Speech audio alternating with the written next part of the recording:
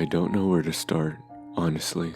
Sure, people say start from the beginning, but in a situation like this one, where there is no definite place to start, where no matter how fantastical the story may be, people just won't believe it. That's not the point here. Believe the story or not, it happened. I'll just try my best. My family and I went to Nuremberg. You know, the city where speed limits are completely non-existent. We were there to visit family, and conveniently, the hotel was close to a church, which we would attend that week for Christmas. I'm not religious by any means. Sure, I was raised to believe in God. We stayed in a very old castle-like hotel that looked to be made in the 1800s, but looks can be deceiving. It was very modern from the inside. Once we got in our room, me and my little brother started jumping on the couch, our mother scolding us. Sich verhalten, which was behave in German. I don't understand why you have to speak to us in German, I retorted. Look, honey, it's important for you guys to never lose tradition. You'll have an advantage in the real world. You'll know when you grow up. I rolled my eyes. Little did my mother know, I would have a different view on what the real world looks like. My parents had gone to the spa room and then would eat dinner later in a fancy part of the hotel, as it was lover's night. My little brother and I were still awake. I pulled out my laptop to play some Armored Patrol on Roblox, while my little bother recreated Infinity War with his action figures. Honestly, he couldn't bother me tonight. I was so excited to get Robux for Christmas, and finally get that Dominus Nixter V uses. I was in the middle of an aerial dogfight, trying to capture a base, when my brother yelled at me from under the bed. "Jeremy, come look," he exclaimed. "Not now, Ike, I'm in the middle of something," I said, not taking my eyes off the screen. Ike pulled my arm, causing me to let go of the mouse. The enemy hit me with a rocket, causing me to go oof. What the heck, bro? I almost had him. What could be so important that it could not wait? There's a journal stuck under the bed. What? Let me see, I said while getting off the bed.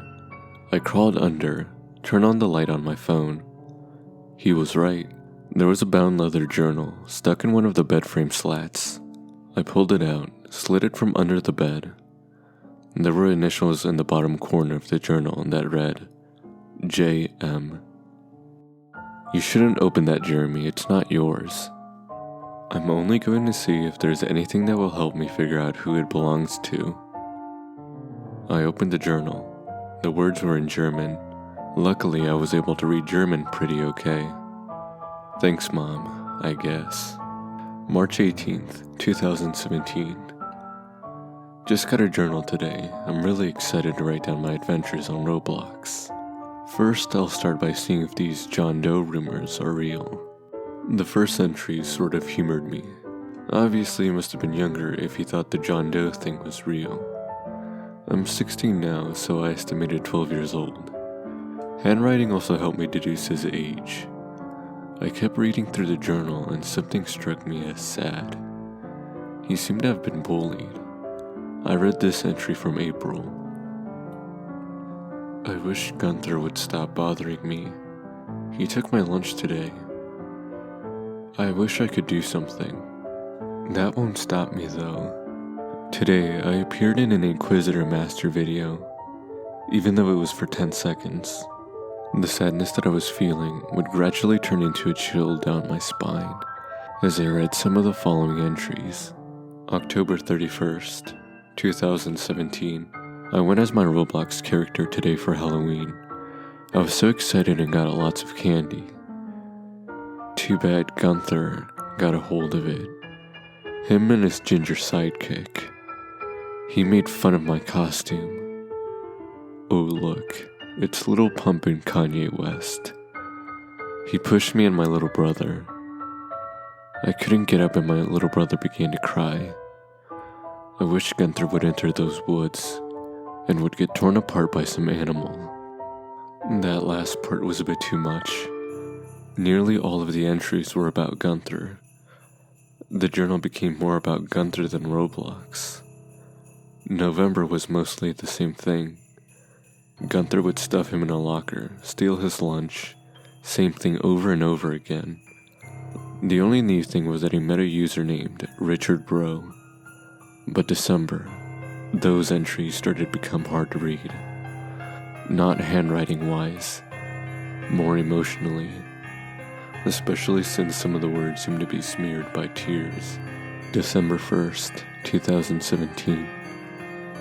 I guess it's another year. My family keeps fighting. I'll be moving with my mother soon. I can't handle it anymore. I want to protect my brother from my abusive father, but I'm sure it's going to be another sad Christmas. There's been another tragic nightmare. December 5th, 2017. Today was Krampusnacht, and I got whipped by Gunther, who was disguised as Krampus. My brother cried to sleep. I wish he would sleep in peace one day. I couldn't make it through that entry without tearing up a bit. I wish I had closed that journal right then and there, because the next entries seemed to come from a horror film, but curiosity got the better of me. December 20th, 2017. My mother made us move to a hotel for now. It's pretty nice, actually. I'm really loving the fast Wi-Fi. I was on Roblox today and met someone named Krampus on the normal elevator. He looked half man and half goat. He had long horns protruding from his head. I really like your Krampus avatar, but they never responded. As a side note, I didn't really know what Krampus was in English, but it turns out he is the opposite of Santa Claus. Instead of giving out gifts, he whips you with tree branches if you're naughty. He still bothers you, doesn't he, little one? Krampus said. Who? I asked. Gunther, of course. The text bubble appeared. Wouldn't you like to see some chaos in his life?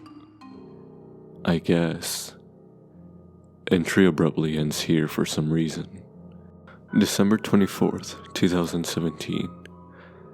I had enough. I want him dead. Gunther has to pay. I finally had gotten enough money to get my little brother a Robux gift card, but stupid Gunther took them from me and ripped it apart, saying Roblox is for babies. I don't know how he found me, but I don't care, as long as he leaves my brother alone. 3 a.m. Santa never came, he never comes. Why do I even bother in believing?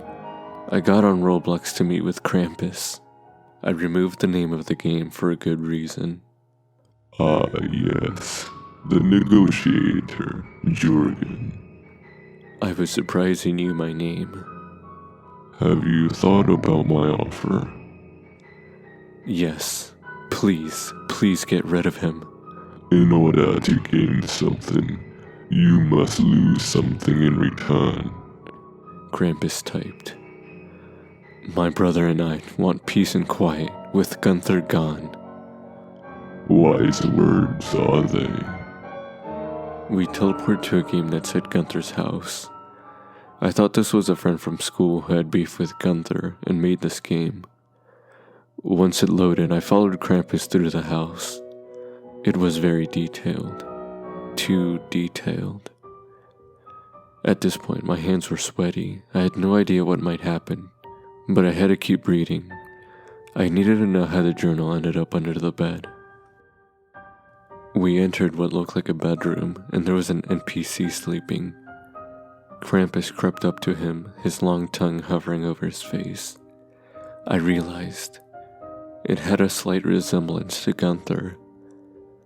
I could hear a slow piano tune faintly in the background, and a voice, a deep, guttural voice singing. Hark how the bells, sweet silver bells, seem to say, Tear them away. Krampus is here, bringing them fear. To Nidhogg to feast the weak and the lost. Krampus then grabbed a stick and started hitting Gunther. His health was being lost quickly. Gunther's face became flooded with fear. Krampus grabbed him by the neck and leg and pulled him apart. A loud yell was heard through my monitor. This yell felt too real, like it was happening in real time. I've never heard anything like it. Not even in a movie they could recreate this yell. His chaos for your peace, Jurgen. I paid my end. Now it's time to pay yours. The screen froze. I couldn't move the mouse. Then Krampus walked towards the screen. I tried shutting off my computer, but he kept walking forward. Then all of a sudden, the screen went black.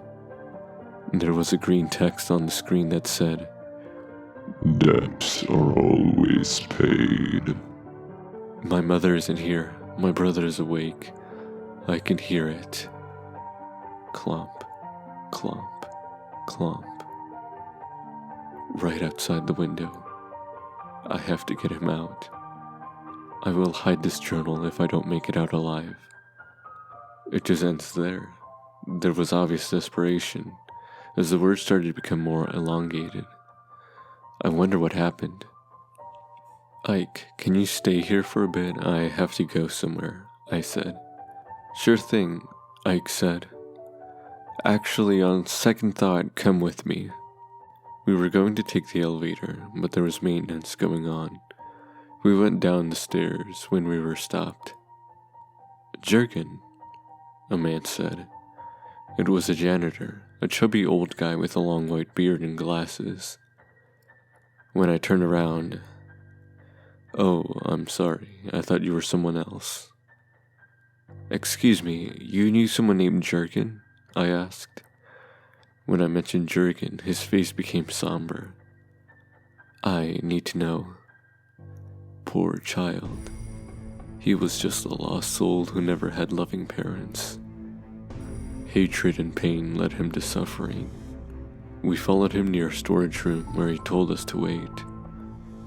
He came back with a newspaper article, "Boy in Asylum After Causing His Brother's Coma." I was there. He ran out of the room screaming, thinking that someone was out to get him. He dragged his brother by the arm, down the stairs where he tripped, causing his brother a serious brain injury and falling into that coma. He kept yelling a name, Krampus. Of course, no one believed him. He was sent off to a psych ward. He was just a lost soul. As I looked up at the stars, I realized I didn't want those Robux anymore, nor do I want his story to end there.